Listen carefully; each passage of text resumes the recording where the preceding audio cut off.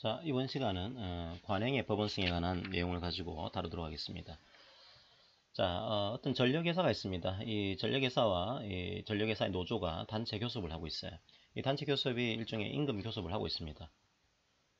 이 교섭이라고 하는 것이 뭐 좀 빨리 체결되면 참 좋겠지만 생각보다 빨리 체결이 안 되죠. 계속 교섭이 안 되고 있는 겁니다. 계속 교섭을 하고 있다가 조합원 한 명이 퇴직을 하게 됩니다. 자, 퇴직을 한 이후에 이제 단체 협약이 체결이 됐어요. 퇴직 이후에 임금에 관련된 단체 협약이 체결되고 그에 따라서 보수 규정을 개정을 했습니다. 예를 들면 뭐 임금을 3% 인상하겠다 이런 식의 임금 협약이 체결된 겁니다. 자, 대개는 이제 이런 식의 임금 협약을 체결할 때는 1월 달부터 교섭을 해왔기 때문에 올해 1월 달부터 인상된 임금을 소급적으로 적용을 해주겠다 뭐 이런 식의 협약을 체결을 하죠. 이 회사에서도 이제 1월 달부터 인상된 임금분을 소급적으로 적용하겠다 이렇게 해서 적용을 해주고 있습니다. 보니까 이제 거기에 재직하고 있는 조합원이나 근로자들은 큰 문제가 없었어요. 그런데 좀 억울한 사람이 있는 겁니다. 누가 좀 억울하죠? 조합원이 좀 억울한 거죠. 조합원이 97년도 10월 달에 퇴사한 조합원이 있는 겁니다.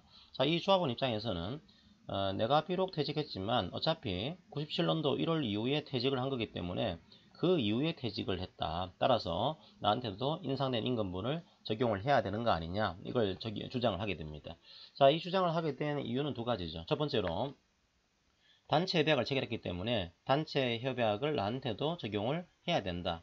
여기 하나가 들어가고요. 두 번째로 자, 우리 회사에서는 단체 협약이 적용이 설사 안 된다고 하더라도 이미 퇴사한 조합원에게 인상된 임금부를 적용해주는 이런 관행을 가지고 있다 이거예요. 이 관행에 근거해서 나한테 인상된 임금분을 적용을 해야 된다. 그에 따라서 퇴직금도 다시 계산을 해야 된다. 이 주장을 두 번째로 하고 있는 겁니다. 자, 과연 그러면 이 조합원에게 자, 인상된 임금분과 퇴직금 차익분을 지급을 해야 될까요?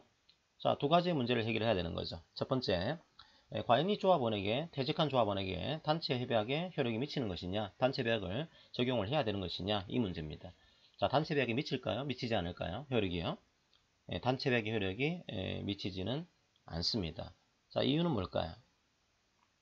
자, 단체 계약은 계약입니다. 일종의. 계약은 계약을 체결할 그 당시에 이 계약과 관련이 있어야겠죠.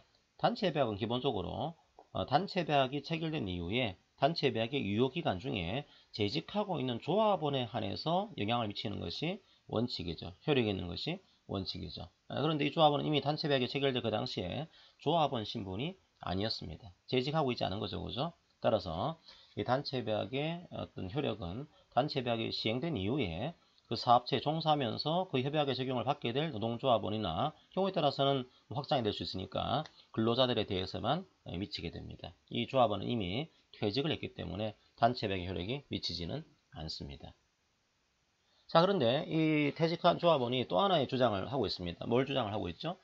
설사 단체 계약이 나한테 적용이 안 된다고 하더라도 관행이 있지 않냐. 우리 회사는 이미 퇴직한 조합원에게도 인상된 임금을 적용해주는 관행을 가지고 있었다. 따라서 이 관행에 근거해서 나한테 인상된 임금을 지급을 해야 된다. 이런 주장이 들어가 있는 겁니다.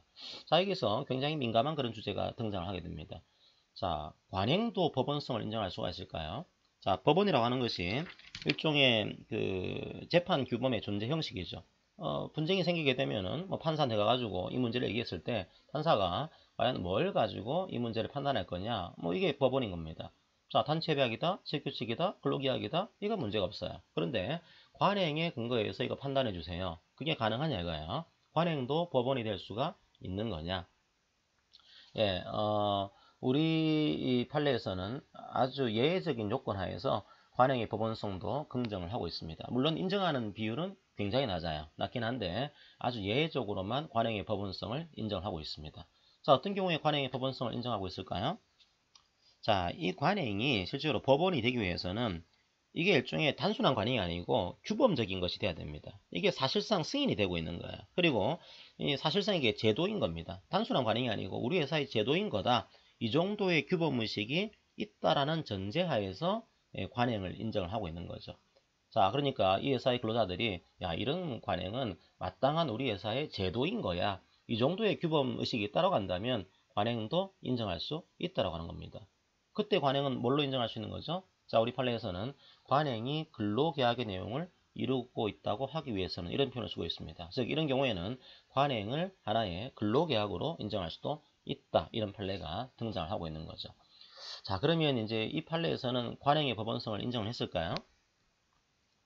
자, 이 판례에서는 관행의 법원성을 인정하지를 않았습니다.